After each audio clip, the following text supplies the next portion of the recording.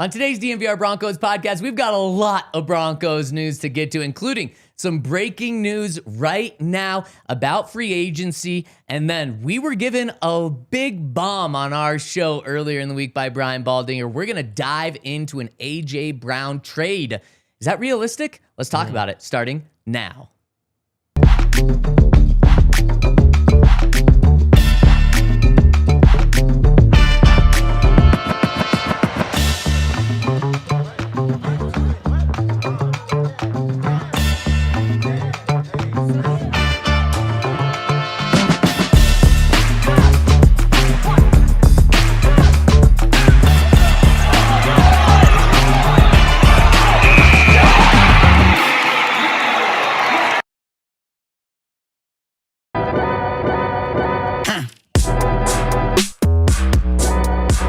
The calm before the storm? Is that what we're feeling right now? Or will there be no storm? We're going to break it down on the DNVR Broncos podcast live from the Toyota Lounge, driven by your local Front Range Toyota stores. The DNVR Broncos podcast is bringing the Friday vibe. Zach Stevens rocking and rolling with Andre Simone. Let's go. We got Dion behind the camera right here. We got the old school Broncos helmet. And the Broncos are going old school with their free agency approach, because before 1990, there was no free agency. And that's what the Broncos are doing now. No free agency, not involved, don't need to participate, except bringing back their own guys. Dre, before we dive into all the crazy news today, how you doing? Doing good, man. Loving this quarter zip. Thank you. You know what? I wasn't sure if it was too flashy for the show, so I've had this forever. And then I put it on today and asked my wife. I was like, "Can I wear this to the show?" And she's like, "Absolutely." I'm like, "Oh, okay. That's all. I should have asked you like 5 years ago if I could wear it." That's right. You really should have. So I appreciate that. That confidence boost from you and my wife is putting me over the edge. Dion said nothing about it, so kind of rude there. So Dre, let's just dive in. We have so much to get to, even though the Broncos have still not signed an outside free agent. I want to get your vibe check on that. Can I derail you for 2 seconds? Yes. Speaking of outfits, yes. Could you imagine if they signed Kenneth Walker and he came in rocking a John Madden Raiders t-shirt? Yeah, what that's the hell was that? You got to have some EQ there. Instantly off the board. Instantly. Just go back. Turn back on the plane. Yeah, go back. You know, the Raiders might want you with Ashton Genty. That's right. Yeah, that's swap for Max Crosby. That is a bad look. And like, if you're the Chiefs, because they got this of him coming off the plane, and like that was the first image that went out. The social media person you can't post it. Blew it. You can't post it. You blew it, social media person. You give him a coat and you say, okay, can we do that again? Yep. No doubt. No doubt about it. That is that's like I was gonna say a Broncos free agent signing. They don't have one yet, but that's like a future Broncos free agent signing, wearing an Andy Reid shirt. Walking off the plane. Like, right. what are we doing? You can't Lamar do that. Hunt shirt? Yeah, that'd be nuts. Yeah. So, hey, we might not have K9, but at least our running backs know what T-shirts to wear. Exactly. And Dre, just to continue on those lines, so Broncos, maybe, I know they liked Kenneth Walker. I don't know how much they were in on him. Yeah. We know that they were in on Travis Etienne. I reported that earlier this week. Travis Achan, I should now say. He has not changed the pronunciation of his name, but he has corrected people now that he's back in his hometown of New Orleans. So Travis Etienne is now Travis Achan. So don't get those confused. We'll call him by his real name, Travis Achan. He confirmed today that it was Broncos and Chiefs were in on him. And then kind of at the 11th hour, all of a sudden the Saints popped up and he said, oh, once the Saints came in the picture, I wanted to go there. Not in a disrespectful way to the Broncos or the Chiefs, but in a, I'm from here, yeah, I want to go home. So it seems like the Broncos might have had Travis Achan on this team, probably still pronounced ETN if he comes to Denver, because none of us here know that it's Achan. If his hometown team wouldn't have popped up. Louisiana, no state tax? Is that true? I think. I'll look that up in a second. That makes sense. And then I wonder, everyone's like, oh, they came in last minute and I wanted to stay closer to home. Or did they come in last minute and were actually the highest bidder? Well, that's very, very good point. Because he got $13 million a year, I believe. Yeah, for 4 years. If you are a running back in today's world and you get that opportunity, you you have to take it and run with it. No doubt. Also, you're kind of blowing up the Chiefs spot. Like, they did sign a big money free agent running back, 100%. and it was not him. So do they have some explaining to do of like, we signed the Super Bowl MVP, but he was actually our second choice. Yeah, it's very true. It's a good point. He's spilling all the beans with his pronunciation correction. He really is. He's feeling comfortable at home there. So no doubt. I think that makes it feel better to digest, for me at least, why not only the Broncos missed out on him, but why they missed out on him to the Saints is because it's his home. He wanted to be there, and it's just like his heart was there, and so there was nothing they could do. So it makes me feel not bad at all. We've had some great times in Louisiana. We get it. If we were from there, we'd probably have a hard time leaving all those delicious po' boys, you know? Yep. So your last name, if I saw it not knowing you, I'd be like Andre Simone. Yes, I get that all the time. Being Italian, it's Simone. Yes. If you were from Louisiana, what would it be? Probably some Creole variation, like Simone. Like even more. Who knows? I love it. Good question. So some other news with the Broncos. This morning, we found out that the Broncos restructured Jonathan Cooper's contract, opening up $8.2 million. So the Broncos this week have opened up $8 million with Quinn Miners. They've opened up $8 million in cap space from releasing Dre Greenlaw. They've opened up $8 million from restructuring Jonathan Cooper. They've opened up over $24 million. Spidey senses tingling all over the place, right, Zach? Like, or what is it does just this mean, my man? What are you hearing? So this morning, this is like yesterday, on Tuesday, I thought they were going to sign some mid-level free agent. Didn't happen. And then it was dead from everything I was hearing yesterday and Thursday, or yesterday and Wednesday, just like totally dead. Didn't actually think anything was going to happen because just was hearing nothing. This morning, things are rumbling again. And it makes sense. What's interesting, I've tried to do some digging, like, okay, is this a trade? Is this Dallas Goedert? Because there's really not many more big free agent signings until he's released today, and I'll reset on that in a second. And half the people that I talk to, it does feel like a potential big trade is brewing. And we're going to talk about what big trade that could be and what trade that I think it would be if there is a big trade in just a second. And then the other half of people, it's just reminding that, look, Broncos spent $400 million on 6 contracts in the past 12 months. Broncos have re-signed so many guys in the past 18 months, and that's like the complete opposite of a big move coming. It is the big moves have already been here.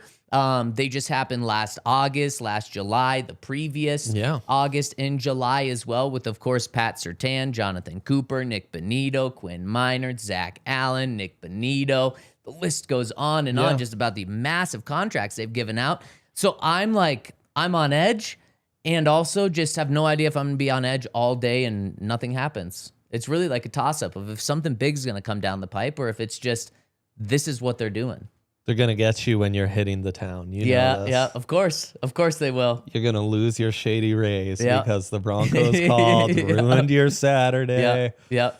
And, I mean, every time when I go to bed, I'm staying up a little bit later this week. I'm waking up a little bit earlier. Anytime I hear my phone buzz, I'm like, oh, no, what's going on? Oh, it's terrible. Right before the show started, Dre, we got a little bit of breaking news about the Broncos. We did. They've made a signing. Jaleel McLaughlin is back with the Broncos. 1-year deal. Of course, you all know Jaleel because he was a Bronco last year, and that's all the Broncos are doing right now is re-signing their own guys. How do you feel about a 1-year deal for Jaleel? Do we have the details? We don't. We assume around the vet min. Yep. I would think no more than $1 million, but probably the vet minimum. And I think for him, it runs about like 1.145. So again, someone who could lose his job still in camp, and then that doesn't count towards your 53. And it's like, what's done is done, but basically bringing him back for insurance policies. 100%. And it's just like the tight end room. We are running it back. it's the 4 you had last year or the 4 you've got this year. Oof. Yeah, and actually, there's a lot of similarities between the running back and the tight end room with the Broncos, along with them running it back 100% there. There is still, so the Broncos right now have J.K. Dobbins, R.J. Harvey, Jaleel McLaughlin, and Tyler Bidet under contract. The exact same room as they had last year. But and then the tight end room, they've got Evan Ingram, Adam Troutman, Lucas Kroll, Nate Atkins, the exact same 4 they had last year on the opening day roster. But let's understand how these contracts are. In both rooms, the top 2 guys are 100% back. They are making the 53-man roster. There's no question about it. It is in the running back room, JK and RJ back 100%. Yep. Adam Troutman and Evan Ingram back 100%. Yep. The other 2 guys, like you said, though, it's the Broncos have to build out a 90-man roster this offseason, not a 53-man roster. So the other 2 guys in each room, so both of those, all 4 of those guys are vet minimum guys, not much guaranteed, if anything guaranteed, and they are not guaranteed to make the 53-man roster. So how these rooms are similar is none of these rooms are finished, despite running it back. It seems like they're not finished because the Broncos could still use their first-round pick on probably not a running back now with JK, but they could do it for a tight end. Yep. Like if Sadiq's there, they trade up for Sadiq, or they go for the guy from Vanderbilt that's there. Eli Stowers. Eli Stowers, exactly. And then, so they could still sign a tight end. They could still sign a running back there. But it does, on the surface, Dre, I feel Broncos fans' pain now, man. Like, on the show on Monday, Benny was freaking out 56 minutes into free agency, and I'm like, come on. This is way too early to be freaking out now. Yeah. Like, take a deep breath. Broncos signed Dre Greenlaw in the afternoon of day 1. They signed Talanoa in the afternoon of day 1 last year. Like, take a break. We are now officially over 5 full days in to this free agency, and Broncos have not signed an outside person. There's reasons for it, and we'll dive into that, but it's baffling. Like, it feels like a bit at this point. It does feel like they're trolling, no doubt, and they are the lone team remaining 100%. That hasn't signed an outside free agent, which is crazy. But then it coming on the heels of them freeing up some more cap by guaranteeing Cooper's contract. Yep. Really does make, you're doing the Brian Windhorse. What is happening in Denver? What's happening in the Valley? Because, something's going on. Something has to be going on, especially knowing how Sean Payton operates.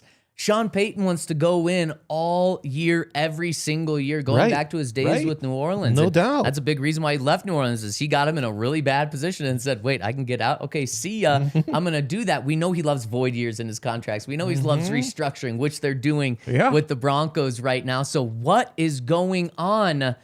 Dre, I think we might have got a very good insight and tip from our guy, Brian Baldinger. I want to listen to Baldy's clip that he told us on this show earlier this week. We've got some more news surrounding it and dive in to how realistic we think a massive trade for the Broncos is. That conversation's coming up next. Sling TV and their Hoops tournament promotion going on. It's great. Sling's one of the most flexible ways to watch live TV, and with the big tourney coming up, Sling TV gives you access to the games and more control over how and where you're able to tune in. So check this out. They've got their flexible 1, 3, or 7-day passes. That means instant access to live TV for men's and women's tournaments. And you can get a day pass starting at just $4.99. And Sling, they're real ball knowers. They're real ball watchers. They're celebrating Dogs in March, which means if a 12 through 16 seed makes it to the round of 16 in either the men or women's tournament, then you get your next day pass for just $1. Get signed up at sling.com/underdog. If an underdog wins, you win too. Live TV your way. Learn more at sling.com/underdog to purchase. No purchase required. To learn more and see the full rules, visit sling.com/underdog. We have unprecedented weather coming to Denver over this next week. We might hit 90 for the first time in March ever, I believe. Goodness. And that means, the warm weather's here. You got to have your Shady Rays in tow. And Shady Rays, not only fantastic sunglasses, but they're a fantastic company. Dre, I'm going to be hitting the town tomorrow. I'm going to be bringing my Shady Rays. Let's just say, I forget my Shady Rays somewhere. Yes. They fall off my head and they break. The great thing about Shady Rays, they're going to replace that pair for free. No questions asked. It is amazing. And another amazing thing about Shady Rays, it just keeps getting better and better. They're going to give you 40% off 2 or more pairs of sunglasses when you go to shadyrays.com and use that code DNVRSR for 40% off. 2 or more pairs of sunglasses. Shady Rays are already affordable. They're giving you a fantastic deal for this. So go to shadyrays.com, use that code DNVRSR for 40% off 2 or more pairs of polarized sunglasses. Shout out to everyone that's tuning in with us on the DNVR Broncos podcast, kicking off their weekend with us. We appreciate you. Hit us with a thumbs up. Love to hear how everyone is feeling, especially about this next conversation that we are going to be having. And Dre, typically, our Xfinity X-Factor is about a player that the Broncos have signed, a player that the Broncos have traded for, something about a player or the Broncos. And this Xfinity Factor this week is a shout out to our guy, Brian Baldinger, for dropping a bomb. And he did it in the most subtle way that I didn't even, I kind of picked up on it, but I wasn't confident enough to talk about it on the show. I had to wait till right after. And I said, what did Baldy say? So let's listen to what Baldy said here on our show earlier this week. Interested to see if the price drops on A.J. Brown, if that's still a possibility. I know that there's interest there on both sides, like maybe tepid, but some interest, at least enough to inquire to what the asking price is. Howie Roseman hasn't really budged off of what he wants. But, maybe as time goes on here through the day, maybe there's a renewed interest in that. I know there's interest between both sides when talking about a potential A.J. Brown trade. Yeah. It's my fault for not following up with him, but I was like, right before that, he was talking about Dallas Goedert. And I was like, did he transition to A.J. Brown yet? Was he talking about Goddard or A.J.? So that's my bad there. But literally right when the show ended, I was like, rewind the tape. Let's listen to that. He said it. And then, oh my goodness, he's very close with the Philadelphia Eagles. That's the thing. If Baldy's talking Eagles, you got to listen. He's pretty plugged in. He knows that city well. He's a real football guy. So he's talking to real football people around town. So that's quite interesting that came up. And then on top of that, Dre, the past month, Baldy said 2 different times how he's run into Sean Payton and chatted up with Sean Payton. So he said he knows there's mutual interest on both sides. So this is juicy because we also got a report from our friend Diana Rossini earlier today. And she said, I want to pull the exact quote up. She's been killing it. Oh, she has been killing it. And people are going to like this potentially. Said, A.J. Brown trade discussions are not dead. Last week, I was told the Rams discussed trading for Eagles wide receiver A.J. Brown before dealing for cornerback Trent McDuffie. Dialogue slowed, but Los Angeles continues to monitor the status of the 3-time Pro Bowler with interest. We'll see where both parties go from here. And then later, she tweeted, Howie Roseman is juggling several cap decisions, including the future of tight end Dallas Goedert. Yeah. The void date on Goddard's contract was pushed to today. Clarity on A.J. Brown's future could help shape several other roster decisions for Philly. So let's make sense of all of this. Interesting. A.J. Brown's situation still evolving. Trade talks are still open with the Eagles. And then Dallas Goedert, they have to make a decision on his future today. And A.J. Brown's decision on his future could impact Dallas Goedert. That's one of the reasons why things are buzzing right now, Andre, is if they're going to move on from A.J. Brown, they should probably do it today to know their cap situation, to know if they can keep Goddard, to know if they can't keep Goddard. And the fact that A.J. Brown's name is still swirling in trade circles just shows that it's very much still a possibility, especially a guy like that. If there's trades rumors, you want to shut them down right away if they're not true. And they're just letting them continue to go. And Eagles, another team like the Broncos, surprisingly quiet the first week of free agency. Yep. Really haven't done anything. They already lost Jalen Phillips, who, of course, they acquired in a big trade deadline trade at the end of last season. They haven't made any decisions on Goddard yet. This is a team that's like, I've heard some say at a bit of a crossroads with how they need to build their roster and stuff and the improvements you need to make from last year. They've got a new OC as well. So yeah, fascinating. So all of this news is our Xfinity X-Factor, of course, presented to you by Xfinity. Imagine the future of possibilities and imagine that with Xfinity. So Dre, I want to ask you, because I am seeing some surprising comments in the Toyota chat about how they feel about A.J. Brown. How do you feel about the possibility and potential of the Broncos trading for A.J. Brown? Well, I counter your question with a question. I love it. Do you think the A.J. Brown trade could be with Courtland Sutton baked in? And it's kind of like we trade dead caps from these new contracts? Or is this purely draft compensation? I would think it's draft compensation to be going all in on this year and the next 2 years. Well, it'd be a hell of a way to parlay the 30th pick in a draft that, you know, feels a little ho-hum into a bona fide star that could help Bo Nix right off the bat, that could help Davis Webb right off the bat, that could bring a certain physicality and yak ability that you're lacking right now. And if he came in addition to Courtland, meaning you keep Courtland and you add A.J. Brown, he's that kind of number one wide receiver that has trickle-down effects on the rest of the receiver room, where now Courtland's beating up on number two corners. And now whoever, you know, pick your poison in the slot, that wide receiver or joker tight end is having a field day against, you know, and picking mismatches.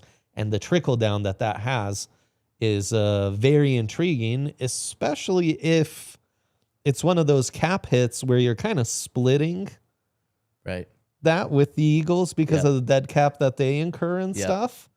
Now, bit of a bad boy. You know, you like bad boys? At wide receiver, the bad boys seem to be the best. And, you know, you've got a solid locker room. They've made that a real priority in the last couple years. So I think it's in a space where you could handle that. And I think part of the issue in Philly is that Nick Sirianni, winning head coach, but, you know, I don't know. I mean, he's got some personality stuff himself, and that offensive staff has changed a lot. And I think there was even some, like, you know, who's at the head here of this offense? Is it Hurts? Is it the OC? Is it Sirianni? In Denver, I think there'd be a more clear-cut delineation, and I think it'd be easier to set hard lines of, hey, here, this is unacceptable. Here, we keep these kind of discussions in-house, you know, and there's no need to open the kimono to the rest of the world and vent our frustration to the outside world. And, I mean, he seemed to be a pretty good soldier in Tennessee. So, I'd be very intrigued by the idea.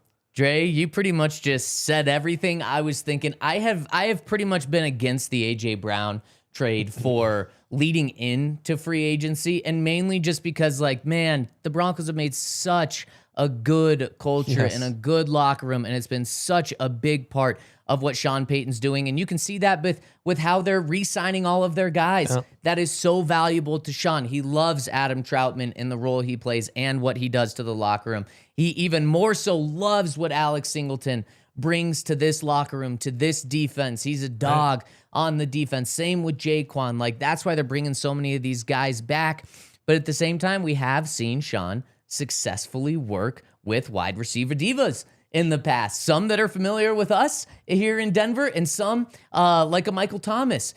Clearly, a guy catches 147 passes. You're a diva there. And when he was doing that, I don't think there was big blow-ups and stuff. When he was elite and healthy, Sean Payton kept him elite by feeding him and feeding him and feeding him. And it didn't take away from the offense. It added to the offense. So Sean knows how to work with this. So I actually am, especially with this first week of free agency, having done nothing from the outside, I'm coming around to it because, like, they're keeping their core together. They're keeping the whole team together from last year outside of, John Franklin-Meyer, and we all knew that he wasn't going to be there, and PJ Locke.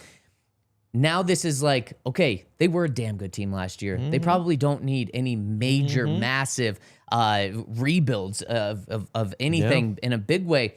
You add one massive piece, and man, that takes a team that was potentially in the Super Bowl last year if Bo Nix doesn't get hurt to a Super Bowl champion. And so that's why I'm open for it. And the cap room, they're opening the cap room for it right there. And that's also why I say it's an A.J. Brown for pick sort of trade, not an A.J. Brown for Cortland Sutton, because then you're getting better at the number 1 wide receiver. You're getting better at the number 2 wide receiver. And I love the depth they have. So if I'm the Broncos, here's where I stand with it.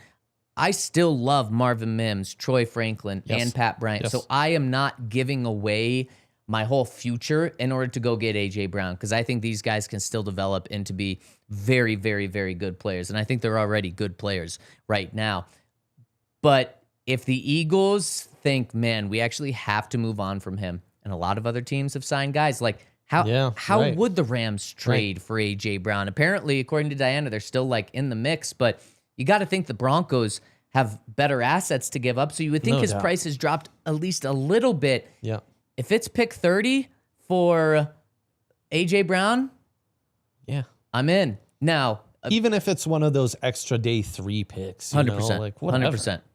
And that's where earlier this week there were some reports saying that the Eagles turned down a top 100 pick and a first-round pick. Yes. If you have to top that, and it's like a first and a second round, or a first this year and a first next year, I don't... That might be too rich there. But man, if we get to pick 30, okay. Pick 30, pick 30 and a 4th, like an early 4th, right? Why say no to that? Let's do it. Especially because, like you said, he complements the room so well. Cortland Sutton, we know what he does well. A.J. Brown, man, a total yards after the catch guy. And jokers cannot be wide receivers in Sean's mind. Jokers are tight ends or running backs that can catch. But man... versatile as can be without being a joker. No doubt. The other thing is, the Chiefs just lost their starting corners. The Raiders signed Eric Stokes, whatever. He could really beat up on those AFC West cornerback rooms, man. Yep. You're so That's right. a guy, and paired with Cortland Sutton, they could play some bully ball on the outside with those two.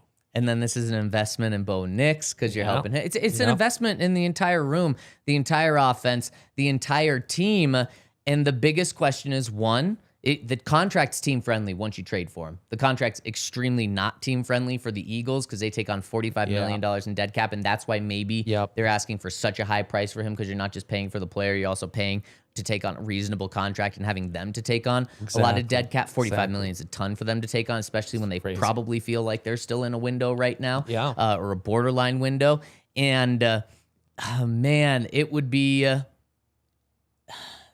So the question is, how much do you have to give up? And then, are you worried about him as a personality? With Sean, for short term, I would not be worried about that. Yeah. But you got to think like 2 or 3 years, just like he's had in Philadelphia. 3 years. This past year is when the honeymoon ran up. The first 2 years, though, Dre, I believe he was like 3,000 yards and 30 touchdowns, if I get that right, in the first 2 years. Incredible. So that's what you're hoping. Short term. Is that worth a first-round pick? If you're going all in right now on Bo Nix's rookie deal, doubt, man. You do it. No doubt. So I've actually kind of changed my tune on it. I'm for it as long as you're not giving up multiple firsts or a first and a second. Way easier to be skeptical when we thought of all the other options and possibilities that could be out there. Yeah. Well, those have really trimmed down. Yeah. So, yeah. All of a sudden, A.J. Brown seems way more appealing. Or maybe the Broncos, a week ago should have had a tentative trade in place for A.J. Brown, saw if the market fell the way they wanted to on Monday and Tuesday, and just took a page out of the Baltimore Ravens. Not a bad deal. Back out on it if it doesn't happen. Obviously, you don't want to do that. You don't want to be the Baltimore Ravens, do a bad business like that. But yeah, you're absolutely right. It was like, well, what if the Broncos do get someone and they don't have to give up their 30th pick? Exactly. We know that's not the case anymore. So great point, Dre. Yeah. Great point. That I want to know what you guys think, because I said at the start of this, like, I was surprised how many people in the Toyota chat, Dre, are saying no. Yeah. Don't want AJ Brown. And I understand it. I get it, because maybe there also is a chance that you get an AJ Brown type of receiver at pick 30. We've seen Justin Jefferson go in the 20s. We've seen a lot of good receivers go in the second round, third round, in the 20s there. And so you could do that. It's just more of a gamble on if that's going to happen, but it is cheaper if you're able to do that, because it's only one draft pick and you're paying him a rookie deal to start with. So that's the conversation with AJ Brown. I want to turn the conversation to another wide receiver, and I want to get your thoughts on what the Broncos' interest level should be in Brandon Aiyuk. That conversation's coming up next. Surfshark VPN. If you've never used a VPN service, best way to describe it, VPNs are like wearing pants. All the important stuff stays private and secure when you step outside. It covers your whole online activity. I use VPNs all the time, whether it's to watch sporting events we might not get here in the States, or it's to browse, different shopping options, flights. They're phenomenal to use for. Even like the equivalent of the BBC in Italy. I can watch that. It's free in Italy. It's not like I'm doing anything, but it's a VPN limited. Boom. You take care of that. And Surfshark, they're trying to develop humanized privacy and security solutions to safeguard your data and privacy online. Nothing's more important nowadays. Plus, the whole household can be secured and connected. You sign up, it's unlimited devices. You've got a 30-day money-back guarantee with Surfshark and 24/7 customer service. So go to surfshark.com/DNVR Broncos or use code DNVR Broncos at checkout to go 4 extra months and a risk-free 30-day money-back guarantee of Surfshark VPN.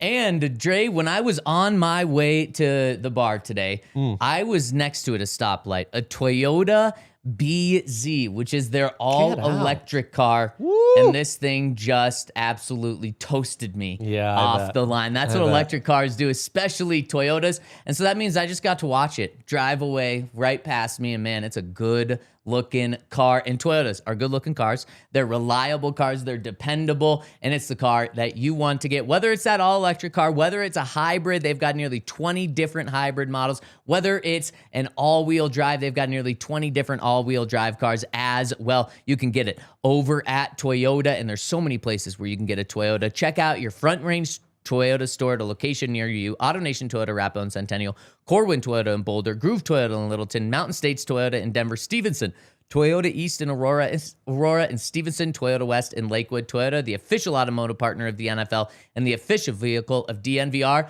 Let's go places. And let's welcome you back into the DNVR Broncos podcast, live from the Toyota Lounge. Dre, I never got your take on what you thought of the Broncos releasing another Dre Greenlaw earlier this week. Another Dre down. You hate to see it. Yep. But tough decision, but I think a decision that probably makes sense. Yep. It was it was a gamble on injuries. It didn't quite work out. Maybe more limited in coverage than we gave him credit for, especially when dealing with injuries. So if you feel better about Singleton as your 2-down backer and you feel better about Sternad as your coverage linebacker, lean into that, save some money, give him an opportunity to, keep doing his thing somewhere else where it might work out better, and so be it. Kind of no harm, no foul. And now it's like, it feels like a win-win, because you see Dre Greenlaw like 3 hours after he was officially released by the Broncos. He signs with the 49ers on a 1-year, $7.5 million deal. And then he's probably posted more about the 49ers on his Instagram over the past 24 hours than he ever did about the Broncos. Wow. So you can just tell he's happy to be home. And I think that, just for me at least, it makes it feel like, okay, it was probably meant to be. The 49ers shouldn't have let him leave in the first place last year. We know the story that right after the Broncos signed him last year, John Lynch and Kyle Shanahan flew to his house in Texas and tried to convince him to flip. And he said, no, I'm sticking with my initial gut feeling of going to Denver. And now he's back and he's thrilled with the 49ers. So good for Dre. Going to be pulling for you, especially in the NFC. He's a good guy, and hopefully he can stay healthy there. But the Broncos, with the money they saved by releasing Dre Greenlaw, they completely signed Justin Strnad with that money. So, like, win-win all the way around Smart there. And business. clearly that's Vance Joseph was the most comfortable with that. All right. Dre, let's dive in to Brandon Aiyuk, the second wide receiver that the Broncos could trade for. And I see Justin Jefferson's name in the chat, Toyota chat, a lot. We'll get to him at the end of the show as well. But Brandon Aiyuk,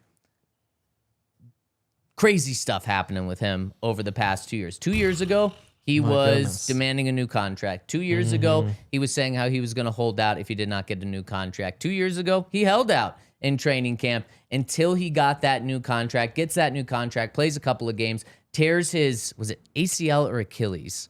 It was one of those bad leg ones. Misses the rest of the season. Everyone feels bad for him, but like, hey, at least he got his money. Then last year, doesn't show up. Ever. The whole year, doesn't show up to the 49ers. And then later in the year, Kyle Shanahan and John Lynch finally started to express like, yeah, we don't know what's going on either with him. And that's when it's just like, what in the world is going on? They have said that they're going to move on from him, that he's played his last snap with him. And it's like, okay, he's going to be released, and then a team can pick him up for a 1-year vet minimum deal and just see where it goes. Well, pause. I think it was Adam Schefter earlier this week said there's a reason they haven't released him. They might be looking to trade him. So would you trade for Brandon Aiyuk? Because this kind of changes the whole story now. Now it's not bring him in on a 1-year vet minimum deal with nothing guaranteed. Now you're trading, and the contract might be void because of what he did last year, so I'm not exactly sure what that would look How like. could you trade him, though, if the contract is void? I don't... Like, that is an important right. If the contract part is void, of this. then he's a free agent. Right. It's a great point. And so that's where I come to here. At the money he's currently making, no way. 100%. And also, obviously, the Crosby situation was pretty unique. That's a guy where nothing's finalized until he's cleared medically. 100%. Because that was part of the snafu at the Niners is, yeah, they don't know what he's up to. They can't get him on the phone. And they kind of weren't able to monitor his rehab and know how that was progressing. So it was a pretty bad knee injury, shredded his knee, ACL, MCL, meniscus. And this was back in October 24. Yeah. So you need some clarity on what the status is on that before you can do anything. And again, they couldn't even get him on the horn. So you think we're going to get some clarity from the Niners about his stat? I mean... Yeah, Kyle Shanahan will probably tell Sean Payton, like, hey, I'll tell you everything I know, which is nothing. Yeah. I don't know anything. Yeah. Yeah, it's a great point. That's why, especially if they're trying to trade him with the contract he's on, no one's going to do that. So they'll eventually release him. If the Broncos wanted to have a conversation with him and do the medical testing, sure, that's fine. And then if they wanted to sign him to a 1-year, $1.45 million vet minimum deal, by the way, that is what Jaleel got. He got the minimum deal, according to our friend Christo Mason, Chris Thomason over at the Denver Gazette. You can do that, but I would have zero expectations for him. By the time he steps on the football field in training camp, it would be almost 2 years since he's played. So if you want to take a flyer on him, that's fine. But I would want to make expectations very, very, very clear. It's just a flyer. And since we're talking about Brandon Aiyuk, there was a very fascinating clip from Brandon Aiyuk's personal receivers coach, so not associated with 49ers, about his homer of a person that you could have. This is like me being your lawyer. Yeah, and I'm going to talk about you. You would think it's only good things, right? Ignore all the bad and weird stuff that happened. His wide receiver coach, you might know the name, TJ Husmanzada. Oh, yeah. Yes, yeah, the former Bengal is his receiver coach. He was on a show, And he had this to say when asked, would you sign Brandon Aiyuk if you were a team? On TJ Hushmanzada's just for this topic. Like, T, I was looking forward to doing this show with you today just to hear what you had to say to this question. Listen, man, I know BA. I haven't talked to him in a while. Know him very well, though, but I haven't spoken with him in a while. What's the question again? Should any team want Brandon I knew Aiyuk? that was the question. Yeah, I'm answering. Yes, they should want him. Okay. But you got to be careful. And I say this, I like BA, but I said this last week about Stephon Diggs, and this normally only happens when a player starts to get older. BA is still really young, fast, quick, explosive. But what he did last year is kind of crazy. You got all this guarantee money. You ain't showing up. You're getting fined. And you basically forego, what was it, over $30 million, right? Mm-hmm. Over $30 million? Like, if you're a team and you give him a good contract, is this what you're going to get? Because this is what he has shown us. Signed his deal with the Niners. Bad luck he gets hurt. Don't want that. But it's how he handled everything after that. Yes, he's going to get signed. But if you're a team, you got to structure that contract the right way. You got to make sure that you protect yourself because of what he's shown you to be. You know, John Lynch and Kyle Shanahan, they talking to their people across the NFL, telling them everything that went down and how it occurred. And so, yes, I would want him on my team. I would. But it got to be at the right price. I got to make sure financially that we are protected as a team and organization, because I've never seen anybody do this at so young of an age, got so many years ahead of him. I've never seen this. That is essentially his lawyer right there. Facts. Saying like, I don't think he committed the crime, but I'd really look into it. I'd really look into it if he did it. That's nuts, man. Yeah, I would assume with the way he's talking about him, he's probably a former wide receiver indeed. coach, personal receiver coach for him, because it also seems like he doesn't know what happened last year. And it's a great point. Like, literally just last year, even if he couldn't play after that knee injury, if he just shows up to their building and is rehabbing in their building, then he's getting paid the $30 million. He went and forwent that. So, yeah, I mean, as Wyoming Cowboy says, that was eye-opening. I agree. So, yeah, I'm probably just fully out. But if they want to bring him in and talk to him and just see, and it's a flyer, okay, fine. No harm. For a vet minimum where it's like, dude, you blew up your career. This is last chance saloon for you. With that kind of motivation behind it, cool, I'm in. Yeah. Also with the understanding of, look, if it goes well, if your bet on Aiyuk proves to be correct, say bye-bye next year. Like, don't think of him as some big long-term solution, because he probably doesn't fit into your long-term plans, especially with, as you've mentioned, paying Zach Allen, paying Benito, paying Cooper, paying Quinn Miners, paying, Cortland Sutton, and on, and J.K. Dobbins' money be more, coming off the books more next year than this year.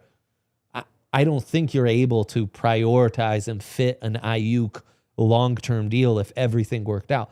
So best case scenario, it's a 1-year rental. That's a really, really good point.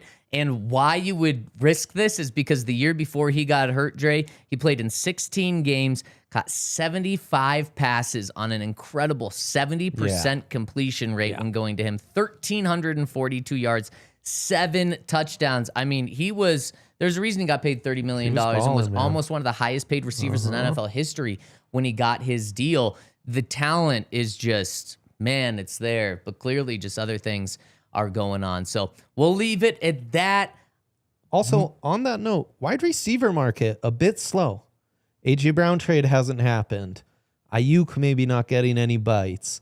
Juwan Jennings is still available. Deebo Samuel's still available. It's so maybe a position that seems to be valued highly and getting rich contracts the last several years.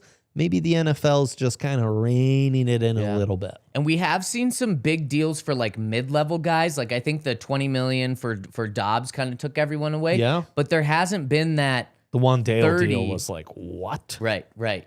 How much was he? Dude, it was crazy. Like $78 million. for 4 years. I want to say so. Yeah. I'll get that for you in just a second. But to your point, we have not seen a $30 million deal. We haven't seen a $35 or a $40 million deal like we have in years past that's kind of like market resetting. So has kind of taken a step back. Juwan Jennings is an interesting one, maybe just a touch for the Broncos because he kind of adds. Touch rich, right? He kind of, probably too rich, but he does kind of add what the Broncos need. The Broncos, I know, were not interested in any part of Deebo Samuel last year when he was traded to the Commanders.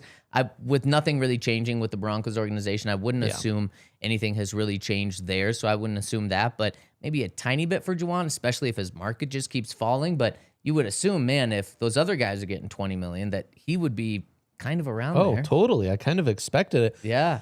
He's another, though, maybe a bit of a bad boy. You know, was it Shelby Harris that was like, that dude was talking crazy if I see him on the street? He's getting it. And we know Shelby likes to talk, too. If Shelby's saying he's talking crazy. 4-year, 78 for Wando. Yep. Man, I'd rather have that than Dobbs, though. Too rich.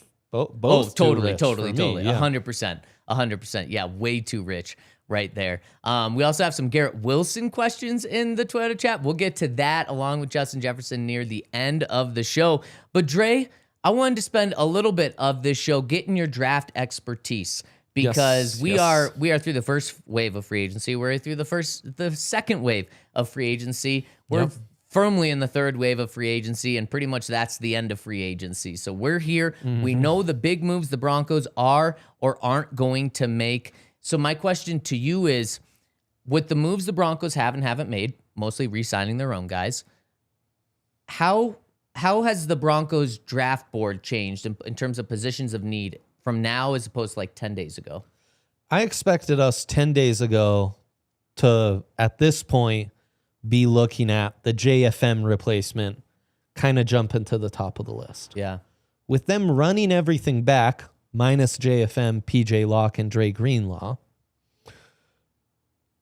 it feels like that's less of a priority. Like, they like Roach, they like Any, and maybe, you have 25, 30-ish snaps. Maybe Any gets 10, maybe more exotic fronts with Jonah Ellis and Dondre Tillman and Q Robinson taking another 10. And then the other 5 to 10 are taken by Malcolm Roach. Someone like that. And it is a weird D-line draft where you do have a lot of edge depth. It's a lot of undersized stand-up edges, not what the Broncos should be in on. You don't have a lot of true 5 technique, those 3-4 defensive ends, a la JFM. Right. It's a great defensive tackle draft, particularly nose tackle. Yeah. Well, if you like Any, I'm not sure you're going after a nose tackle to plug that need that way. So we were kind of having this conversation on the draft pod yesterday. It feels like, in some ways, DB has jumped higher on the list. I know that's not what Broncos fans want to hear, but you did lose PJ Locke. Yeah. And then Jaquan, Riley, and Brandon Jones all come off the books next year. Yeah. So, you're always drafting kind of a year ahead, right? And Savion was your JFM replacement. Right. In some ways, I didn't even factor him in when we were divvying up those JFM snaps. So, and also, it's a deep DB class. Like, you might have a really talented corner or safety drop into your lap at 30. And we know George Payton, one of our running jokes on the draft pod is George can't help himself. He's addicted to drafting DBs. And hey, credit to him. That defense is very good on the back end. So, I mean, all jokes aside, it's worked out. And then, I don't know, Hank was making a strong case for wide receiver yesterday. And, there has been some interest in maybe a 4th, 5th wide receiver. And maybe is that something you look at? So I expected this to be more like, they've plugged all the other needs or at least have alternatives at tight end, running back, linebacker, and we can focus on D-line. Well, now it feels like, the needs haven't really changed. Yeah. Maybe we're looking ahead to the 2027 offseason and we're thinking more DB or wide receiver. Yeah, it's such a good point. I completely agree with everything you said. I think with the way with releasing Dre Greenlaw inside linebacker, maybe not in the first, but you're definitely drafting one. That room has to get younger. But linebacker's a perfect spot to use one of those 2 fourths on. You know? Right, exactly. I was going to say exactly that. 1st to 4th round pick on that, probably the later end. You can go wide receiver, offensive line. Like if someone's there that's really, really good, and you didn't expect them to fall, it does allow you to go best player available. And one thing that I think you nailed is safety, man. I think people might lose it seeing another DB that's not going to play, but I can definitely see that being a possibility for the Broncos at pick 30 now. And O-line, again, 10 days ago, I expected that to be more of a need because I thought, well, maybe you let go of Ben Powers to save some money. Maybe Palcho can't be re-signed.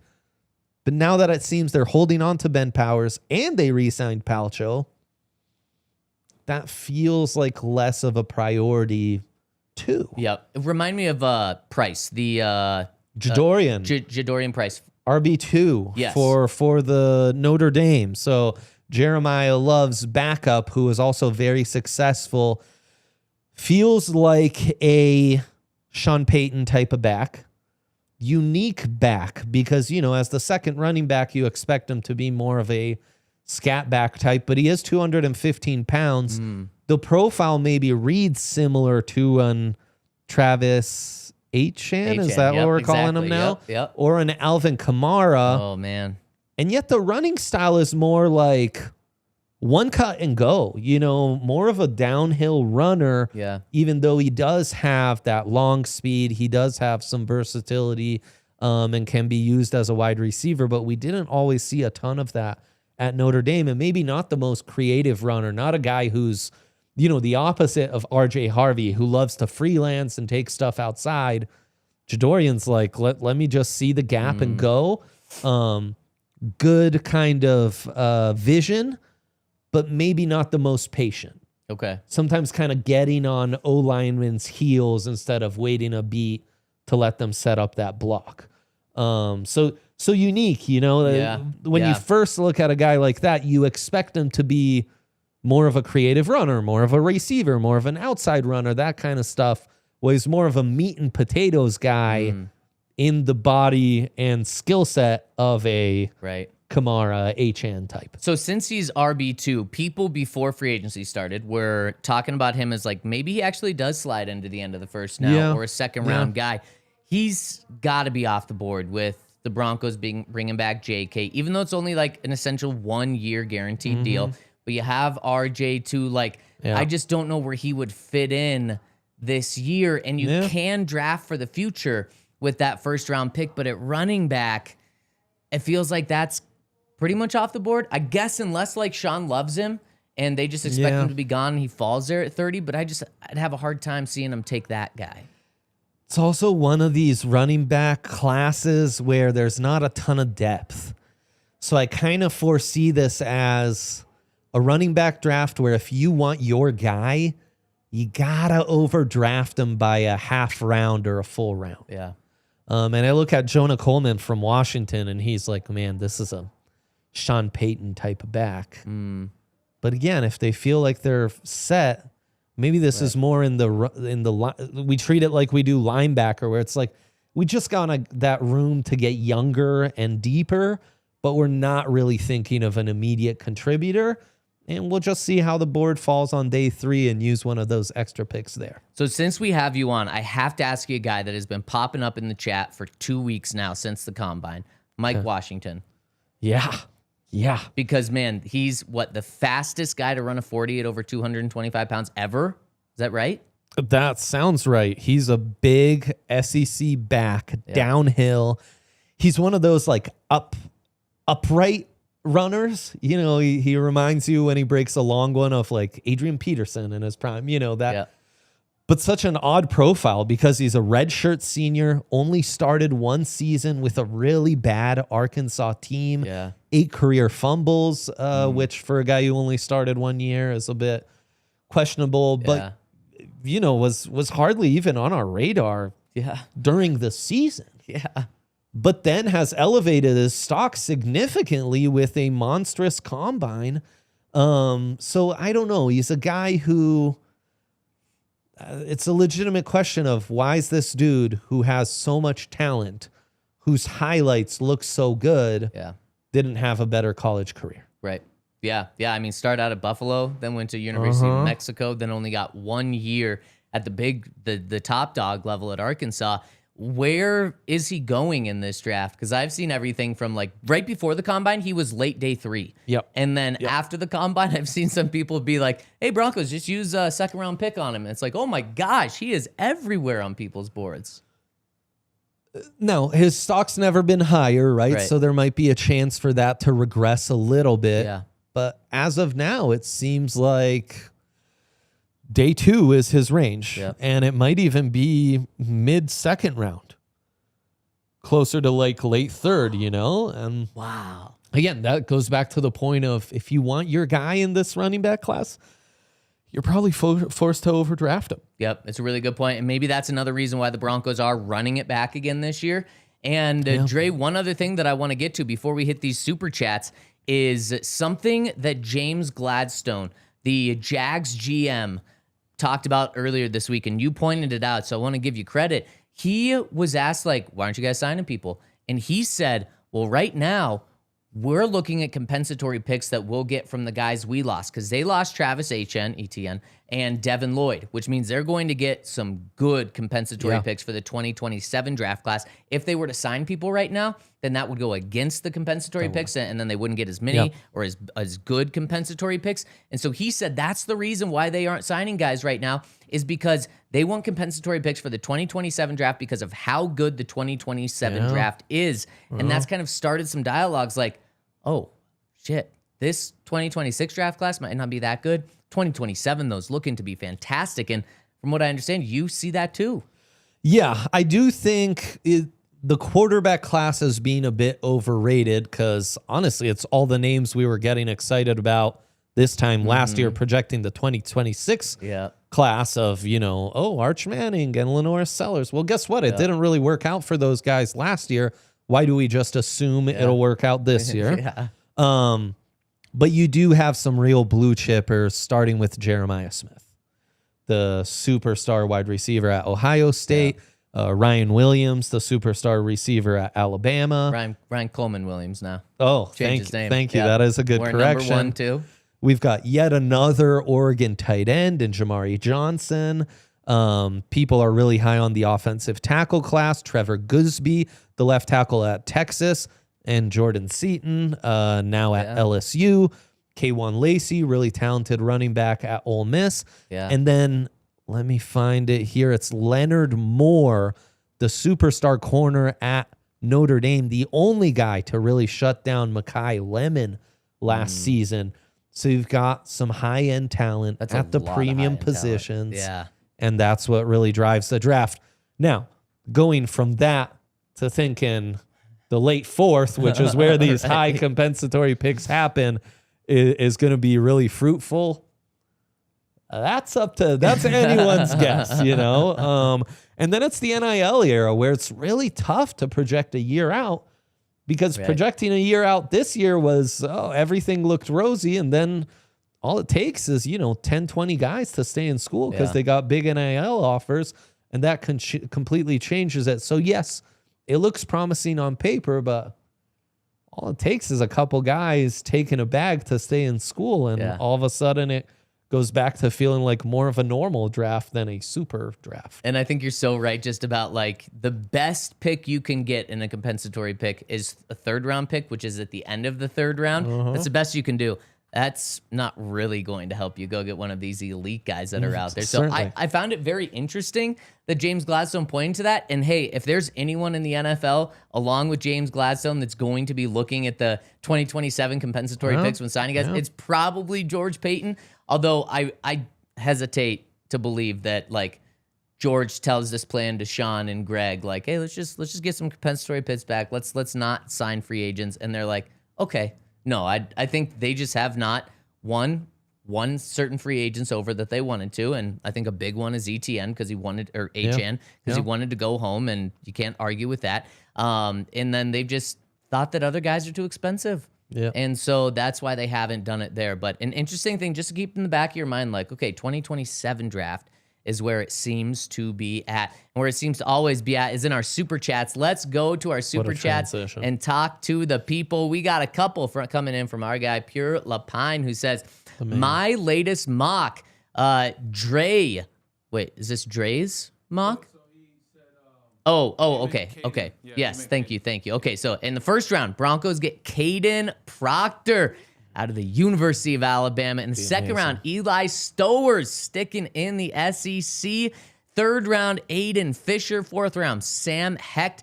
Fourth round, again, Bryce Lance. Fifth round, Bishop Fitzgerald. In the 3 7th rounds, he's got going Diego Pavia, Aaron Anderson, and Tyron Montgomery. Only thing I didn't cover was running back. Whew, that would be quite a... I mean, you had me in the first 2 picks. We get an Alabama guy that is as big and talented as can be, and then you also get an electric receiving tight end. Yeah, I'm good. Yeah, that'd be a fun one. You'd really be getting some value with Stowers all the way at the end. Yeah. Also, we're going to overtime, it looks like. Yes, go to the follow DNVR.com. along on our website. And yeah, that'd be really great value. I love the Sam Hecht. He's a great underrated center in this class who did well at the Senior Bowl. Aiden Fisher, the Indiana linebacker, former JMU. He's all over people's boards, so that's an interesting one. And love what you did with the day 3 wide receiver. Bryce Lance would be amazing to have. Tyron Montgomery would be amazing to have. So, I mean, that'd be a hell of a class, Pure Lapine, but sadly, it doesn't ever quite work out. Right. Diego Pavia. Yes, that would be the only one I'd argue against. But, a running quarterback, who knows? Maybe this is the year where we find our own Taysom Hill. Yeah, I'd be about that. That'd be fun. If it's that Taysom Hill roll, that would be fun, no doubt. Matt chimes in and says, I don't want A.J. Brown, in all caps. Pivot to Justin Jefferson. Yeah, sure. I mean, if Justin Jefferson costs the same as A.J. Brown, count me in. Expensive pivot, no? Are we talking 3 firsts and they still might not do it? Or would they do it for 3 firsts? 3 firsts for a wide receiver, I think you have to. Okay. Especially with them slightly rebuilding. Yeah. But I mean, I think that's what it would be. Also, I believe comments said the dead cap for Justin Jefferson is just out of this world. Yeah. So yeah, seems really hard. I agree with you. Like if it's A.J. Brown or Justin Jefferson, I think we're all taking Justin Jefferson. Doubt. Just probably not realistic. Yeah, and it'd be interesting in the Broncos offense, are you able to offer him some outside-inside versatility and play him out the slot quite a bit?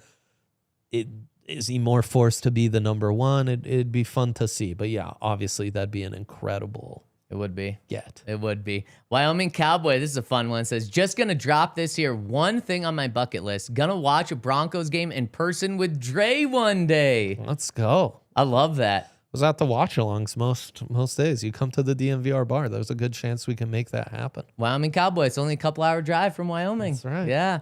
And final one from Rat Packed X, who says, if it costs us a first this year and a second next year to get A.J. Brown, I think it's worth doing. A.J. not only opens up our other wide receivers and tight ends, think about what it could do for the running game.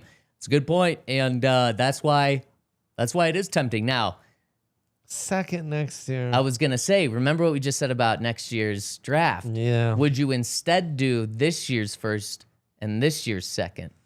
Or too rich? Second in general, too rich for me. Okay.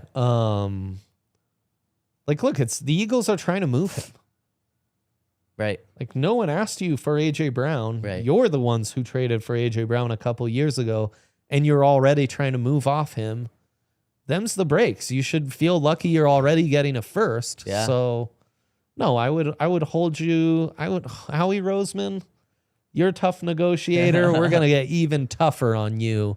And in fact, as I was saying earlier, don't even give them that second pick in the top 100. Negotiate that down to a 4th. Yep, I love that. Let's do first, 30, and 4th, and we got a deal. Otherwise, no. Yep. We'll wait you out. We'll make you sweat it out. Yep. We'll see if the Broncos make a trade later today, this weekend, or if they're picking up Dallas Goedert later. Make sure to stay tuned to our channel. Shout out to Dre for joining me today and his awesome insight. Shout out to everyone in the Twitter chat. Really appreciated seeing all of your comments. And shout out to everyone that tuned in to us all week. We will be back on Monday, barring any big moves from the Broncos, to break down what the heck is going on in Broncos free agency. Have a terrific weekend. We'll see you on Monday on the DNVR Broncos podcast. We all silly like the mayor.